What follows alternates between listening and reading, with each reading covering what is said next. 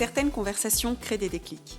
Je suis Agathe Molinard, entrepreneur passionnée, toujours en quête de ce qui est clair, questionne et donne de l'élan. Take Off est un podcast explorateur. Ici, je cherche à comprendre des parcours, des idées, des métiers, des intuitions, des risques, des technologies, des émotions. J'explore pour créer de la conscience et de la clarté, mais aussi réveiller l'envie, la force et l'audace de faire.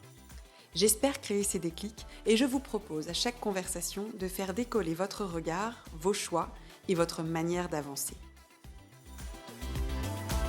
Si vous avez vous aussi envie de booster votre vie, abonnez-vous à Take Off sur votre plateforme d'écoute, vous serez informé en direct de la sortie des nouveaux épisodes.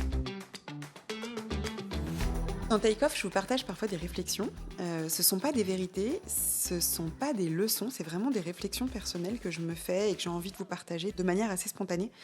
C'est vraiment pas prétentieux de ma part, en tout cas ça ne doit pas être perçu comme ça.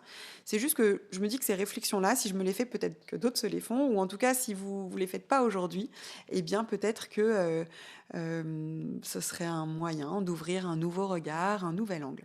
Et la réflexion que j'ai envie de vous partager aujourd'hui, elle est née d'un détail assez anodin qui m'a amené à me poser une question très simple.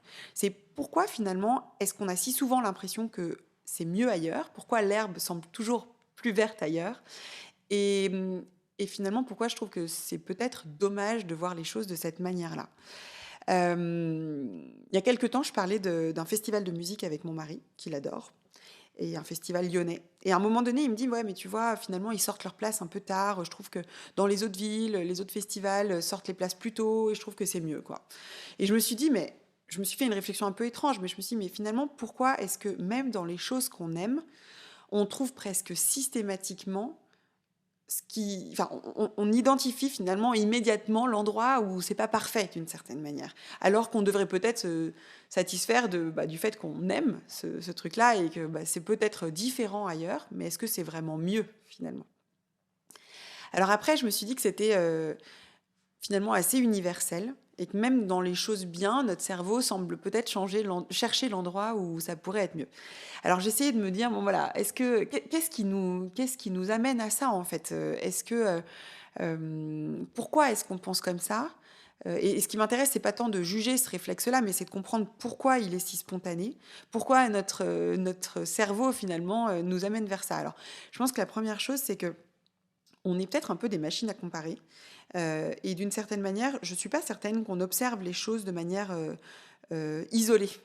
En fait, de manière isolée. Je pense qu'on les regarde toujours de manière relative à autre chose. Je pense que c'est le premier point. Je me demande si on n'a pas aussi une forme de biais de négativité. Alors moi, je suis assez positive, mon mari aussi. Mais est-ce que dans les choses déjà très bien, notre cerveau ne cherche pas déjà la petite faille ? Est-ce qu'il n'est pas finalement programmé, non pas pour l'insatisfaction, mais pour une forme de vigilance ? Ça, c'est un autre point. Enfin, je m'interroge un peu là-dessus.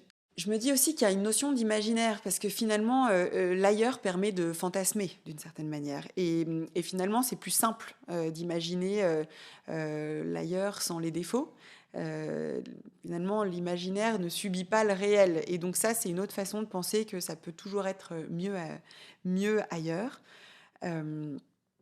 Et d'ailleurs, je pense que c'est vraiment un piège d'une certaine manière, parce que combien de personnes ont imaginé que ça puisse être mieux ailleurs dans 1000 situations et puis se rendre compte que finalement, c'était pas le cas, et reviennent à leur situation initiale, et parfois ne peuvent même pas revenir à cette situation initiale et donc sont assez frustrés d'avoir imaginé que ça puisse être mieux ailleurs.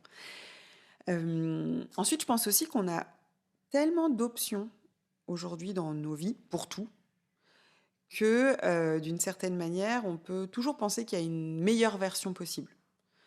Et finalement, je pense que quand les options se multiplient, notre satisfaction pour le réel, pour ce qu'on a déjà, peut potentiellement diminuer.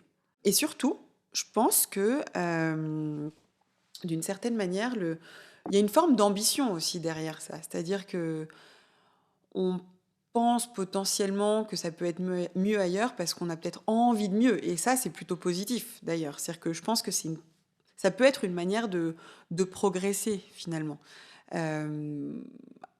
On peut, finalement, avec cette insatisfaction, avoir un moteur de progression. Et ça, je trouve que c'est assez intéressant. Mais à force de chercher toujours mieux, je crois qu'on oublie parfois de voir ce qui est déjà bien. Et ça, je trouve que c'est profondément dommage. Et c'est d'ailleurs la réflexion que je me suis faite ce jour-là. Je me suis dit, finalement, on est en train d'être négatif sur un sujet hyper léger, hyper positif, qui est prendre des places pour un festival de musique. Et on oublie de se dire qu'on a un festival canon à Lyon, en l'occurrence, et que c'est déjà bien, quoi. Et voilà. Alors du coup, la question que je me pose aujourd'hui, c'est finalement, est-ce que la vraie question, c'est pas d'arrêter de comparer? Parce que finalement, c'est assez humain. Il faut peut-être qu'on accepte de fonctionner comme ça. Mais est-ce que la vraie question, ce serait pas finalement de se dire, voilà, comment je pourrais garder ce désir d'améliorer les choses, parce que je crois que ça, c'est assez positif, sans perdre ma capacité à apprécier ce que j'ai déjà, ou ce à quoi j'ai déjà accès. Et je pense que ça, c'est vraiment, enfin, ce que j'ai envie de partager aujourd'hui, c'est comment on peut cheminer un peu là-dessus.